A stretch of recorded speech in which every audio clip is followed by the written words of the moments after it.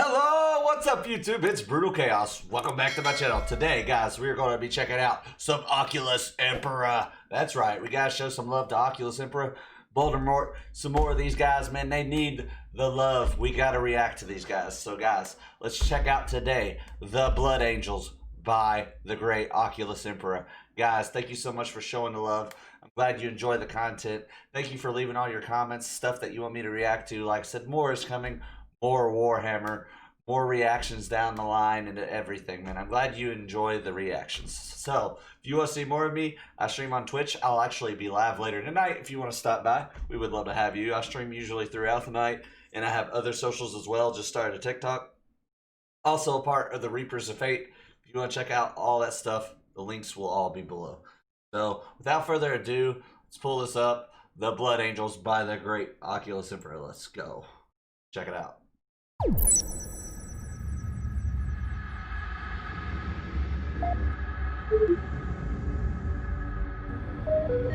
Just before we start, I'm not going to try to pause a whole lot because I know y'all like to see my reaction.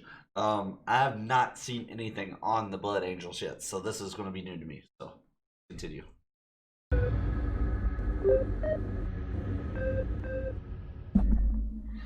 It has been said that those who we employ to kill are monsters, that the act of taking a life is a transformative one that changes what a human is, warping it into something altogether horrific. Yet, throughout the history of our species, humanity has perennially employed such monsters to do that which some of us cannot: to kill, destroy, maim, butcher, annihilate. The weight of this decision has varied. Sometimes it is a last resort, unleashing that which we had previously contained only as a desperate gambit in the hour of greatest need.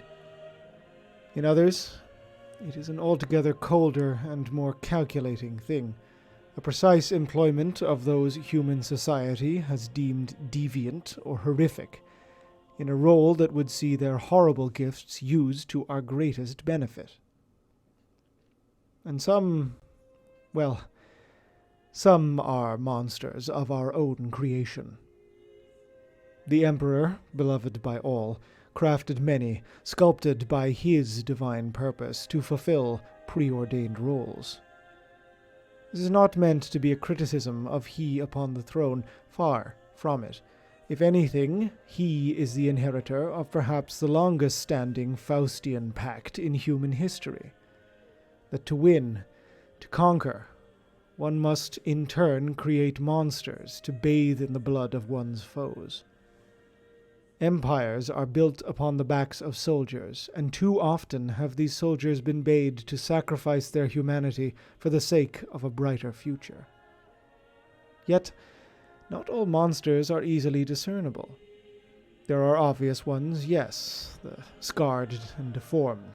I love how in-depth Oculus gets, man. He really gets into the lore.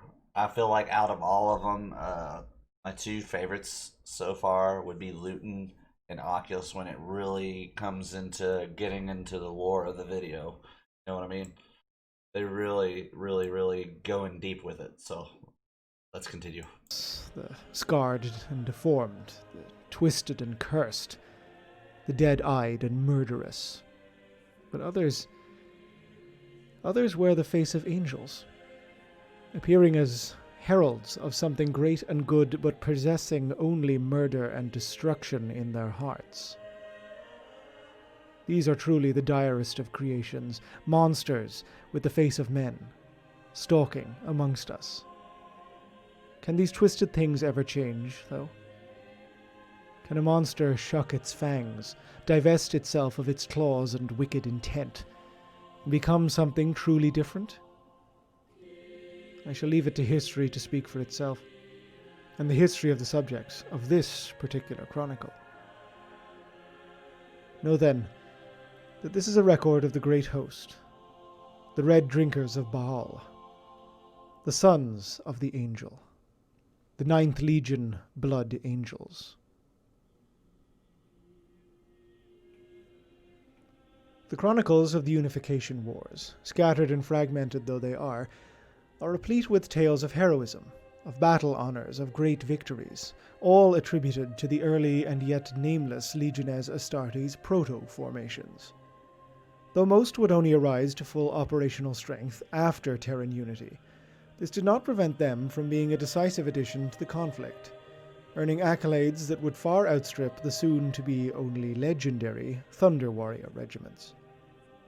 The annihilation of the Ethnarch of the Caucasus Wastes by the 18th Legion, the fires that consumed Oriok, fanned by the 17th, and the kneeling of the Nordafric Conclave before the 15th Legion, all were victories whose tales were told the world over, and emblems of which adorned the banners of these legions as they first left the cradle of the homeworld to conquer the stars. No such honors were given to the 9th Legion Astartes. Not for them were the privileges of leading at the van, being the first unto the breach, or to plant the standard of unity atop the ruins of the enemy's empire. Around them only shadowed whispers and dread rumors float, fragmented accounts from the journals of early Imperial army soldiers, or I'm going to read that. The 9th Legion Astartes, 14th Assault Detachment, Legionnaire Gurn bears the pentagram of Vesper, the battle honor of the bloody wars waged on Venus. This was one of the bloodiest massacres in the entire solar reclamation. Note additional acid etchings of more informal nature. Dang, that's crazy. fellow Astartes. They liken the 9th to a haunting, a legion of revenants entering battle under dour ident tags, communing with no one, leaving only utter devastation in their wake. An inferno in transhuman form, unleashed to burn until only ash remained. Whereas other legions were small in number and had to be limited to precision strikes and rapid engagements, the 9th were easily the largest of these proto-formations, and the first to operate alone. Because of this, they were perennially assigned to the worst war zones Terra could offer, the most radiologically choked and toxicologically ravaged wastelands, inhabited only by mutant clans and mad psyker cults. This was no accident, nor simply by virtue of the Legion's size. It was, in a very real way, a product of their unique gene seed template. For their genetic building blocks, the 9th would take monsters and make them into angels. Poetic as this statement sounds, it was in fact very real. Whereas other legions would simply scrub all the recruitment pools for the slightest hint of genetic deviance, and take the finest, strongest, and healthiest recruits. The 9th actively culled aspirants from the literal human dregs of Terran society, whereas the 3rd Legion only accepted the scions of the oldest Terran nobility. The 9th's intake was formed of twisted and debased mutant humanity, scarred by generations of radiological and chemical sicknesses, driven into the toxic wastes by what remained of baseline humanity upon the homeworld. The 9th Legion took them all, and from this emerged a breed of Astartes removed in every possible way from the aspirants that first submitted to their bloody surgical knives. Uniformly tall and fair-skinned, they were akin to ancient, old Earth statues, their pale faces possessing a beauty that seemed to be carved from the oldest and grandest marble at the hands of a sculptor attempting to capture the image of the divine.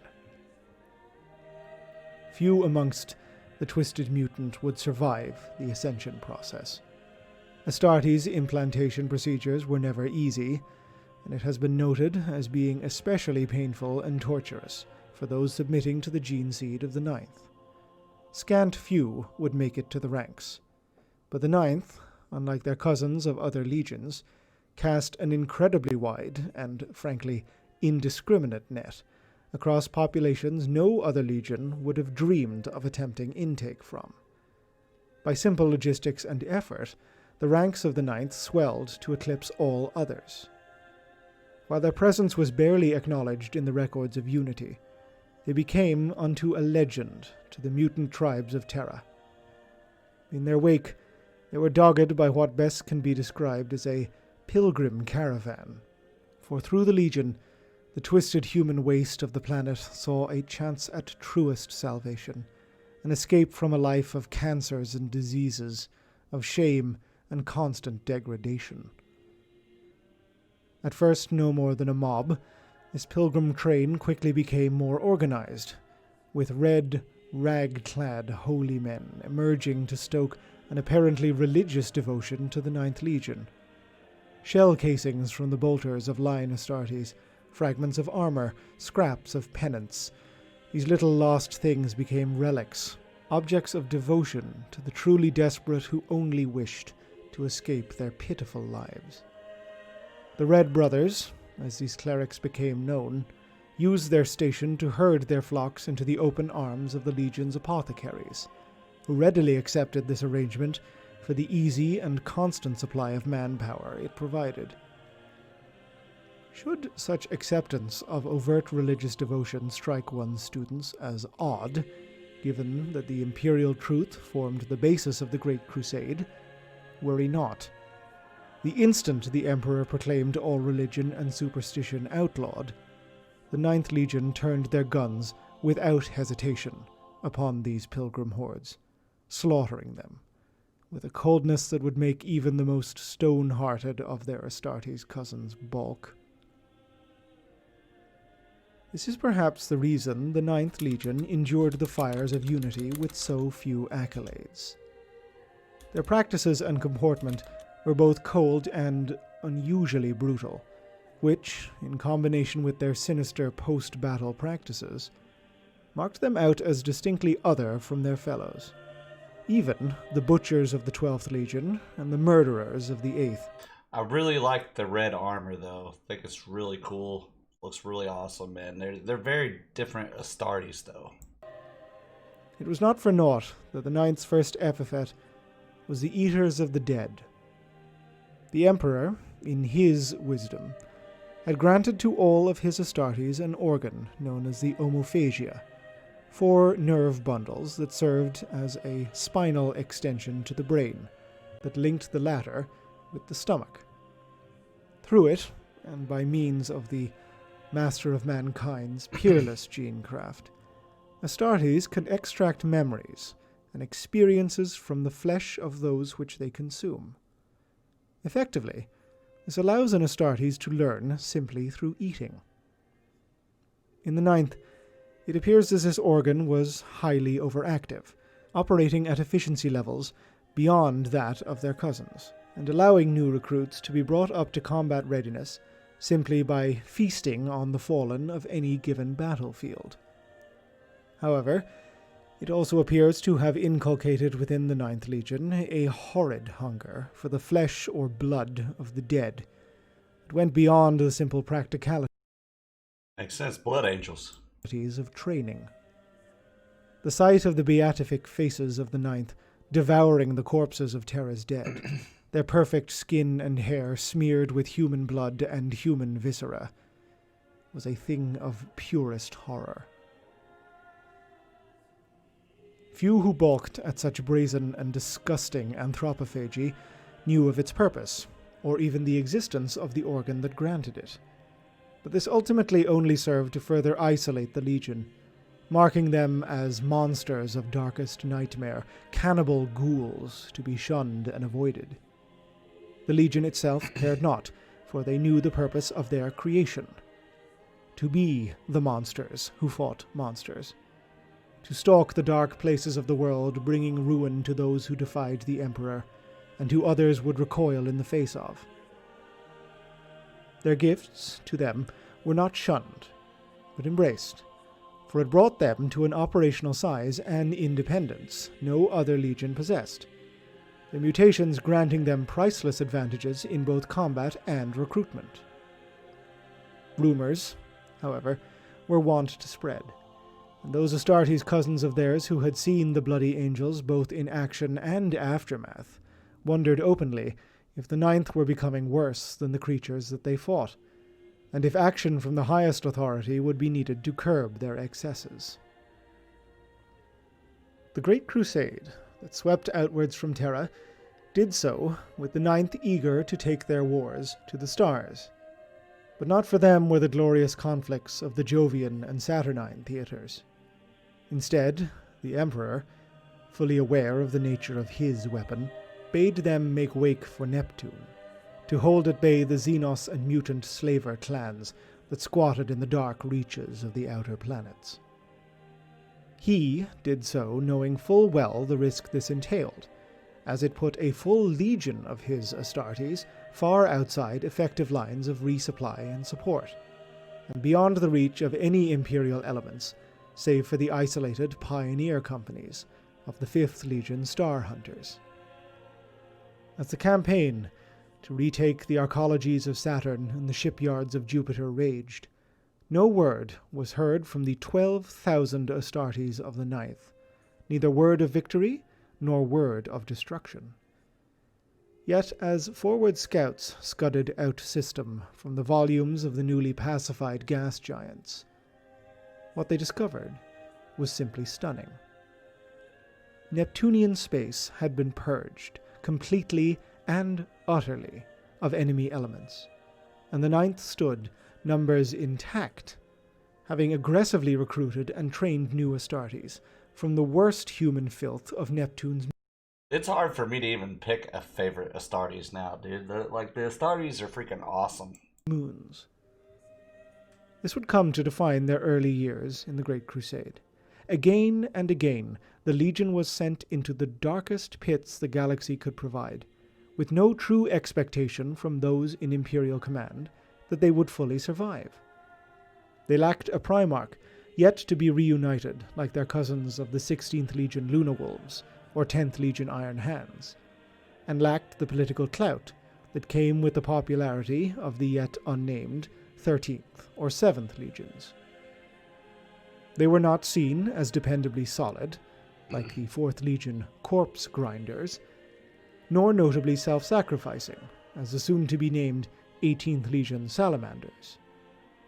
Rather, they were simply thrown into the dark to rip and tear, to drench the soil of the worst hellholes with the blood of the worst enemies. Theirs was not the bloody fury of the 12th Legion Warhounds, no. Their rage was cold, their lack of mercy not fueled by bloodlust, but instead a simple and callous disregard for the value of human life. Few amongst the Crusade would ever welcome their presence upon the battlefield, for they were seen to reek of the foulest monstrosities of old night, a revenant legion impossible to see the humanity in. Their isolation and insularity deepened, cooling their already icy characters even further. They were still part of the Emperor's plan, a cog in his mighty military machine, but an unloved and even hated one, a tool of bitter necessity that knew no friends. Yet, as fate would have it, salvation approached, on pinions of purest white. The planet of Baal was a harsh thing, a rust-red rock set amidst one of the few stable warp currents near the Maelstrom warp event. Once a thriving hub of interstellar trade, the Age of Strife. I feel like there's so much I'm trying to soak in the talking about Baal here. Freaking dude, I love their red armor though. It's so cool. How every Astartes is so unique and different. It's really awesome. The Warhammer lore itself is incredible. It's a lot to take in, it's a lot to learn, but it's definitely a huge rabbit hole. And it's really cool, man. If people would just more people keep giving it a chance, man. I'm glad you all, like I said, show me Warhammer and all this stuff. Like I said, really cool. I really dig it. Like I said, I'm learning more and more. Every video, I learn something new. And it takes a while to sink in. But then it's oh, and then something else will connect, later on. It's pretty cool. It's I'll be sitting there watching a video, and I'm oh, at the time I don't really get it, and then I'll watch another video, and then it connects. So it's really cool, man. So let's continue. amidst one of the few stable warp currents near the Maelstrom warp event. Once a thriving hub of interstellar trade, the Age of Strife had been particularly unkind to it, as some form of petty civil strife during the depths of Old Night had become a full-scale atomic conflict, collapsing a fragile ecosystem into rusty wasteland choked with radiation storms. It was to these deserts that the Primarch Sanguinius fell, a comet plummeting into the realms of the scant remnants of humanity that yet eked out a pitiful existence here. For his earliest days he was alone. These are years he never spoke of, his story only beginning when he presented himself to one of the nomad herds. The contrast must simply have been breathtaking, for the 9th Primarch was truly unique. Legend refers to him as the Angel. Whilst some argue that this is allegory, it is in fact the pure and simplest truth, for Sanguinius was, in aspect, an angel of old. Feathered wings of the purest white protruded from his back, strong enough and large enough to carry him through the air in flight.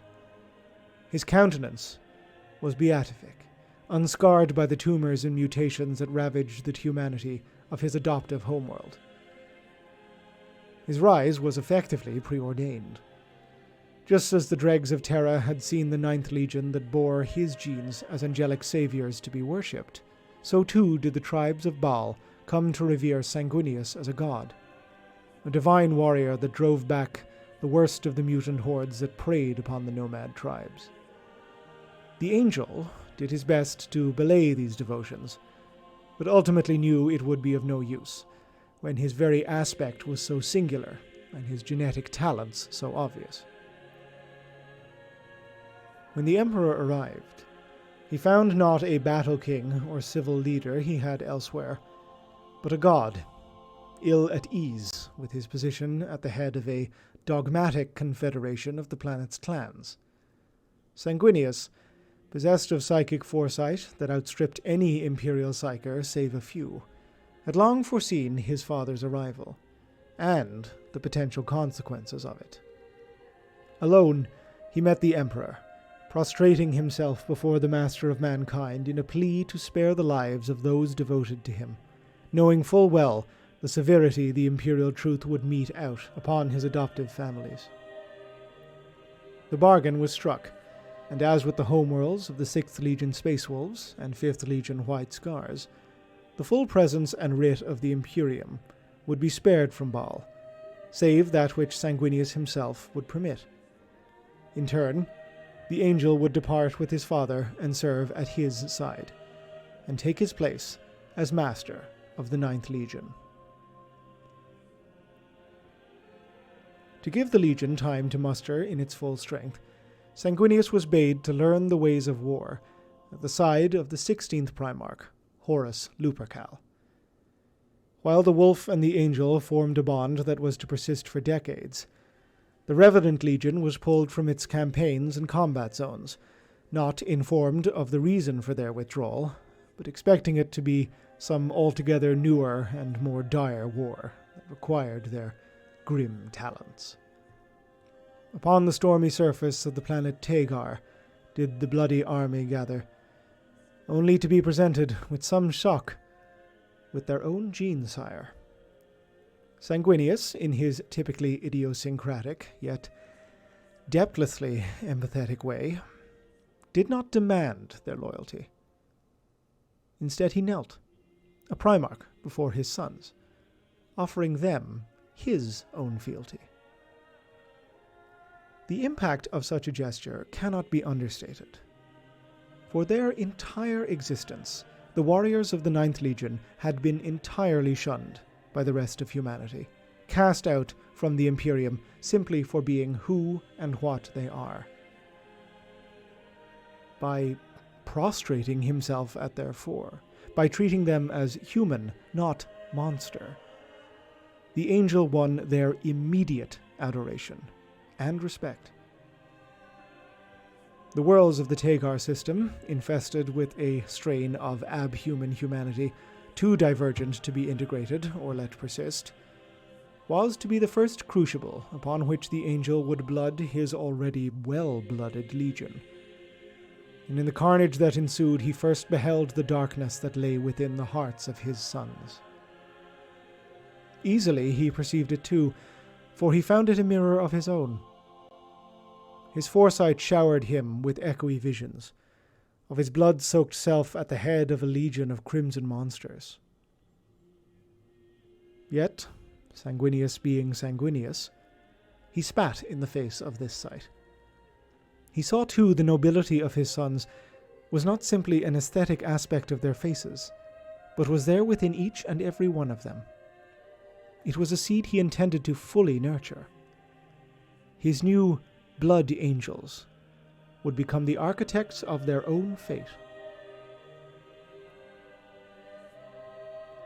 The angel petitioned his brother Horus for aid at once, and, as the first of his reforms, immediately assigned each and every company of the Blood Angels to fight alongside a company of the Luna Wolves.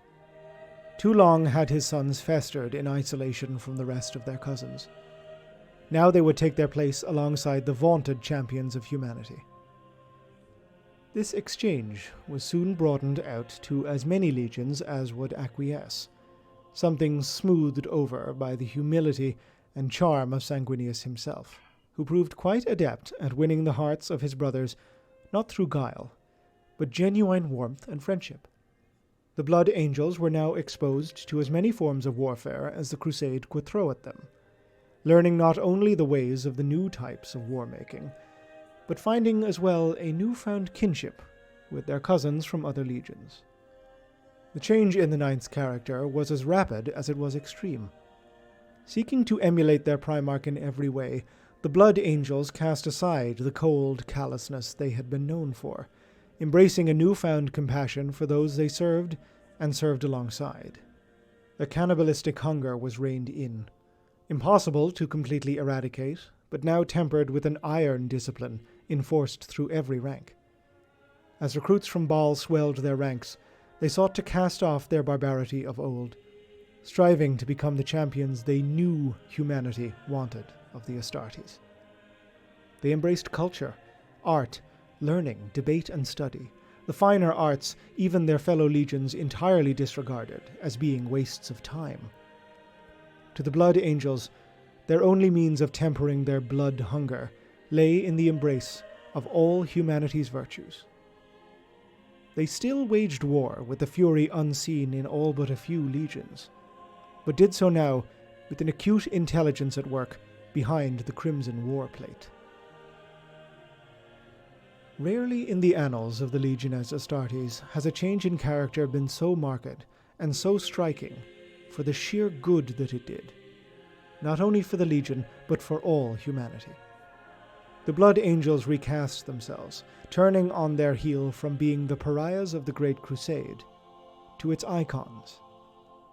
The speed of their assaults, the furies of their wars, the peerlessness of their art, the nobility of their bearing, all became rich pickings for the remembrancers that were drawn and openly welcomed.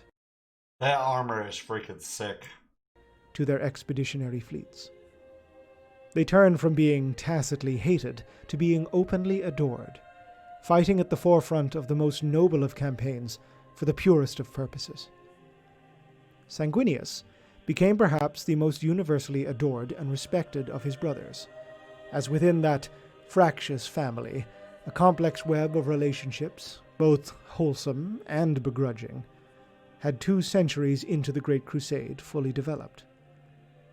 The angel navigated this with aplomb, admired by all his siblings, treating each with a warmth and brotherly love that was even known to have cooled Angron's famous collar. Only Horus stood above him, and indeed, were it not for him, Sanguinius would have likely been the head upon which the crown of War Master would be placed.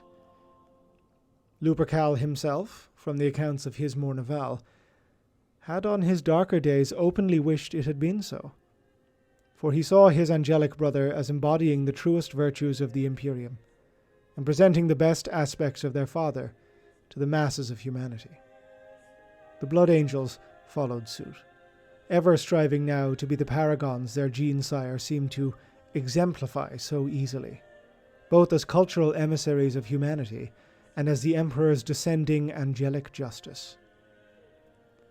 So, when the call from Horus came to them to prosecute the reclamation of the seemingly lost Cygnus cluster, who were they to say no? The vagaries of fate. One cannot help but dream of that possible future, where Sanguinius had been invested as War Master, at the head of a legion reborn to represent the best we could aspire to be. What a different Imperium we may have had such a thing come to pass. Alas, until such a time as I can bring myself to commit to record the terrible events of Cygnus. Ave Imperator. Gloria in excelsis terra.